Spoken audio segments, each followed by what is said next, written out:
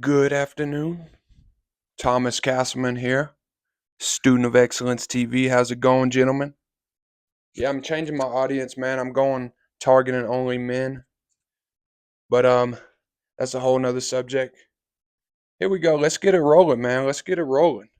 What motivates you now? And I don't even like that word, so I like to add in some context to it. What drives your discipline, your habits, and your standards and your goals? Let's get right into it, man. What drives your discipline, your habits, your standards, and your goals? For me personally, serving people is what drives all that. Drives my habits, my standards, my goals. I love to serve people. I love to help other people. I love to get people in a better situation, help them with their own goals. I love to give hope and opportunity to people, show them that there is a light, there is a possibility in Jesus Christ. There is a possibility in you. Stay at it, brother. I got you. Hey, I'm going to be posting, man. So come and listen to me. Contact me. Reach out. And there's a lot of men just like me that's willing to help you, bro. You don't got to come to me. You got to find somebody that's willing to help you, bro. Somebody that you can relate with. Another thing that motivates me and drives my discipline habits is creating a movement and a network of men, like-minded people like you, brother. I want fitness experts in my network. I want marketers in my network. I want businessmen, entrepreneurs, people that are moving the needle, people that are pushing themselves to a new level, man. I want people that are trying to 10x, not only 2x. Living congruent to my vision is what drives my discipline. I got to be congruent with who I want to become. I got to be congruent with who I'm destroying. I got to be congruent with the person I plan on becoming, a fitness expert, a marketing expert, a businessman that owns many businesses, that owns many properties and real estate. That's just congruent to who I am and who I'm becoming. Being a major contributor to another's success. I love to hear the success stories. I love to hear you lost 10 pounds, you gained 10 pounds, you lost 50 pounds, you lost 75 pounds. I love to hear the stories. I love to hear, oh man, I started school. Oh man, I started this mentorship program. Oh man, I started this workout program. Yeah, I've been working out a lot better now. I've been a lot more consistent. Yeah, I've been drinking a lot more water. I've been eating a lot more protein. I've been uh, taking the fats and carbs down. I don't eat as many of them.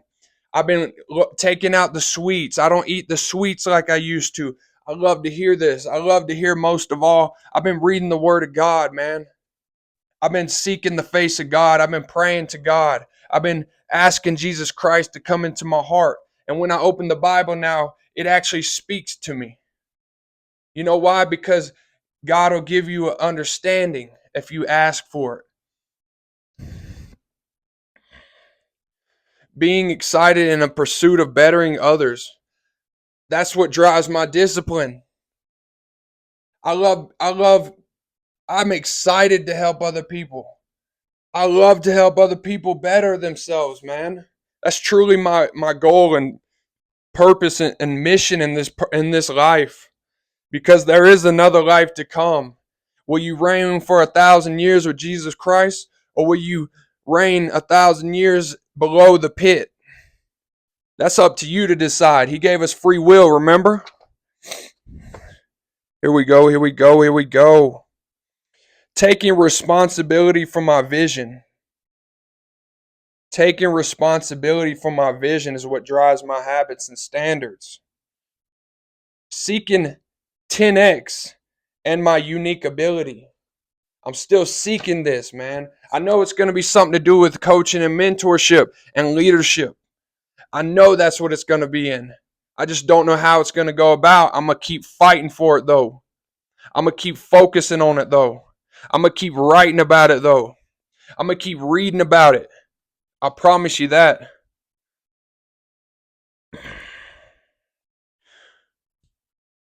Driving my life and my goals with purpose. Searching for the children of God.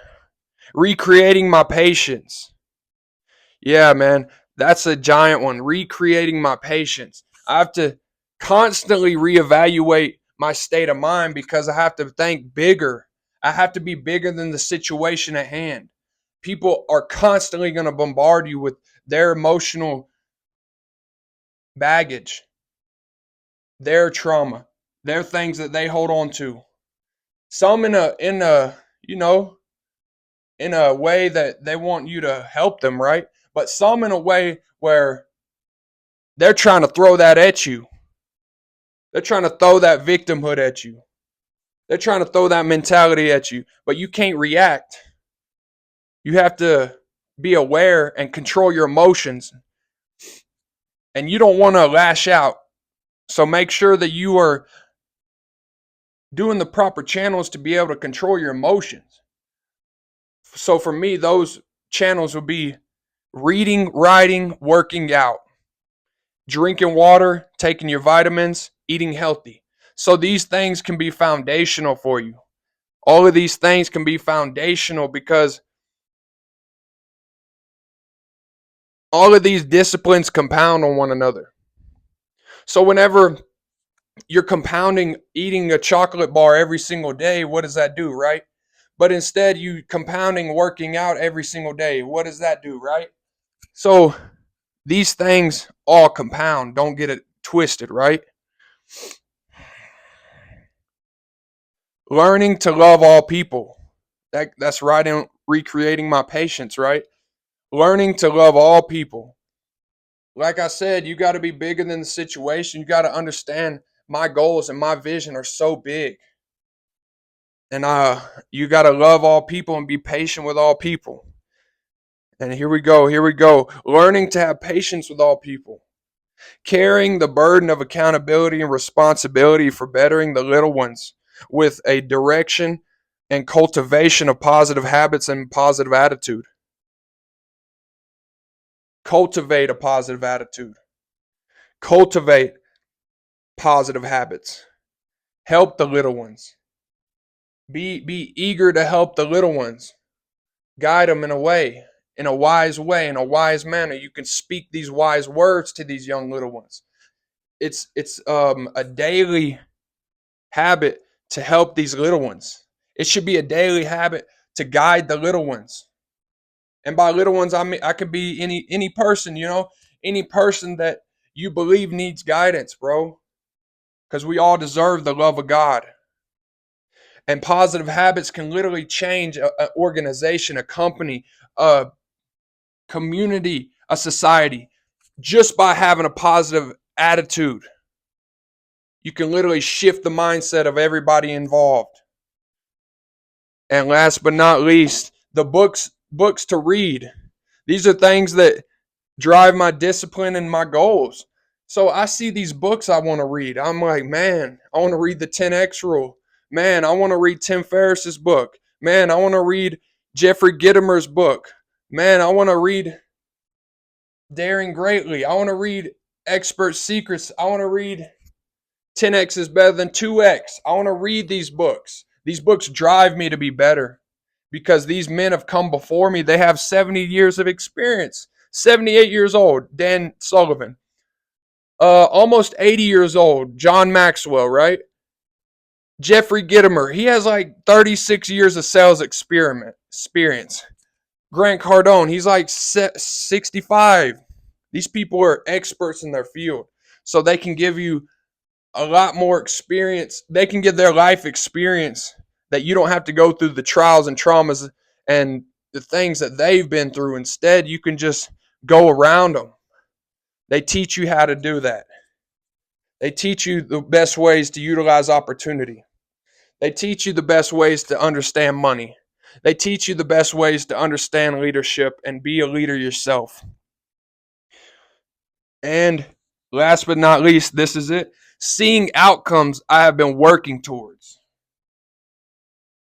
Seeing outcomes I've been working towards is ultimately the best way that drives my discipline, habits, standards, and goals. So the outcomes will keep you motivated. The outcomes, because I know for sure I'm shredded. I have a six pack, bro.